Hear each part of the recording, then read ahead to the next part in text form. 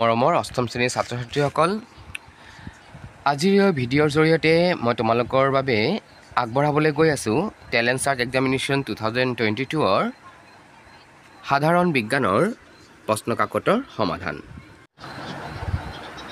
আমাৰ প্ৰথমটো প্ৰশ্ন সুধিছে ৰবি শস্যৰ খেতিৰ সময় হ'ল। তো আমি জানো যে ৰবি শস্য অক্টোবৰৰ পৰা মাৰ্চলৈকে খেতি কৰা হয়। উত্তৰটো হ'ব অপশ্যন বি। প্ৰটোজোৱাৰ দ্বাৰা হোৱা ৰোগবিধ হ'ল যক্ষ্মা, পলিঅ', টাইফইড নে মেলেৰিয়া। চ' প্ৰটোজোৱাৰ দ্বাৰা হোৱা ৰোগবিধ হৈছে কি? মেলেৰিয়া। Option D. তলত দিয়াবোৰৰ জৈৱ অপচনশীল পদাৰ্থবিধ হ'ল নন বায়'ডিগ্ৰেডেবল মেটেৰিয়েল বুলি কৈছে যি গেলি নাযায়। শুদ্ধ উত্তৰটো হ'ব অপশ্যন বি প্লাষ্টিকৰ বেগ। মেগনেছিয়ামে লঘু হাইড্ৰক্লৰিক এচিডৰ সৈতে বিক্ৰিয়া কৰিলে উৎপন্ন হোৱা গেছবিধ হ'ল এয়া হ'ব হাইড্ৰজেন। Option C.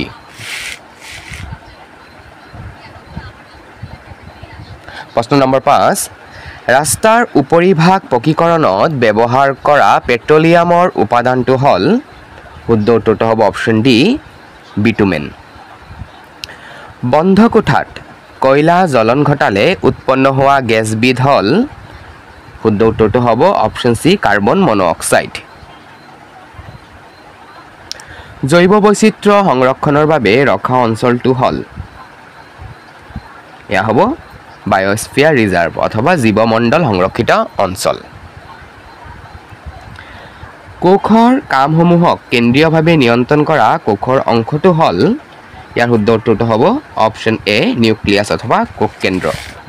পৰৱৰ্তী প্ৰশ্ন সুধিছে যদি দুটা বলে একেটা বস্তুৰ পৰস্পৰ বিপৰীত দিশত ক্ৰিয়া কৰে তেন্তে ইয়াৰ ওপৰত প্ৰয়োগ হোৱা মুঠ বল হ'ব এয়া হ'ব বল দুটাৰ মাজৰ পাৰ্থক্যৰ সমান। 4জন ল'ৰাক ঘূৰ্ণি স্থিতি আৰু পিছল ঘৰখনৰ বাবে সৃষ্টি হোৱা বলক বৰ্ধিত ক্ৰমত সজাবলৈ কোৱা হ'ল। তেওঁলোকৰ সাজনসমূহ তলত দিয়া হ'ল। ইয়াৰ শুদ্ধ সাজনটো হ'ল তো ইয়াৰ 3 প্ৰকাৰৰ ঘৰখনৰ কথা কৈছে আৰু তোমালোকে ইয়াক বৰ্ধিত ক্ৰমত মানে আটাইতকৈ কম যাৰ ঘৰখন তাক প্ৰথমে আৰু আটাইতকৈ বেছি যাৰ তাক একেবাৰে শেষত থ'ব লাগিব। তো সেইমতে শুদ্ধ উত্তৰটো হ'ব আটাইতকৈ বেছি কিহত হ'ব?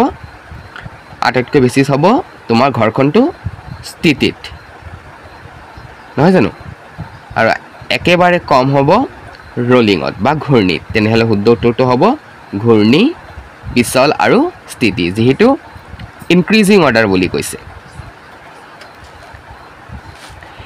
এটা দোলকে 4 ছেকেণ্ডত 20 বাৰ দোলন কৰে ইয়াৰ কম্পনাংক হ'ব ইয়াৰ একেবাৰে উজু 20ক 4 দি হৰণ কৰি দিবা তেনেহ'লে কিমান পাবা 5 আৰু কম্পনাংকৰ একক হৈছে হাৰ্জ। শুদ্ধ উত্তৰটো হ'ব অপশ্যন এ 5 হাৰ্জ।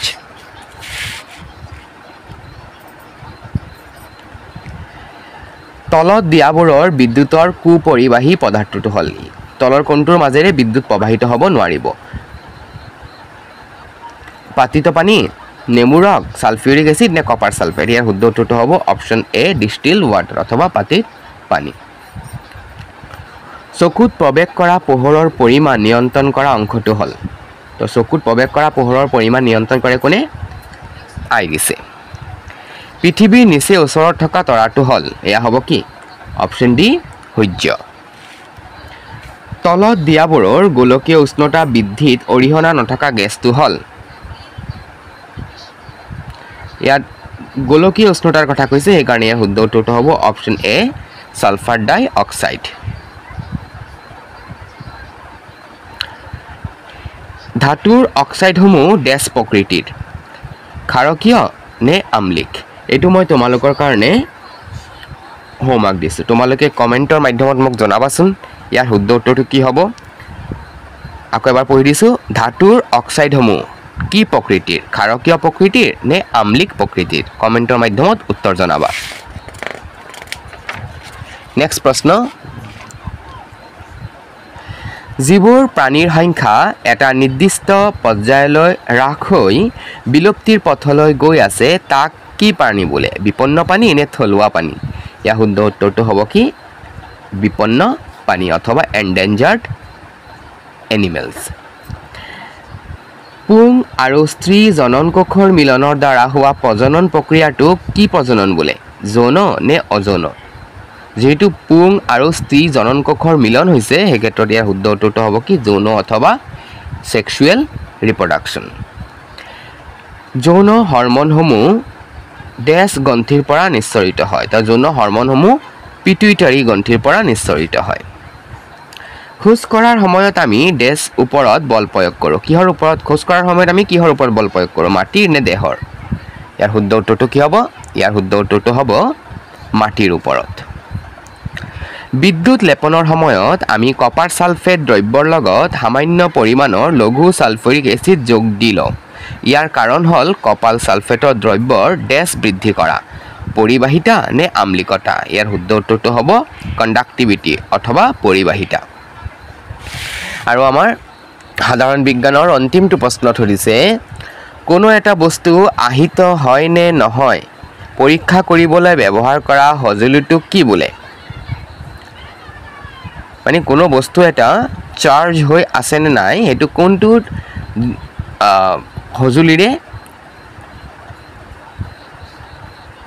পৰীক্ষা কৰা হয়?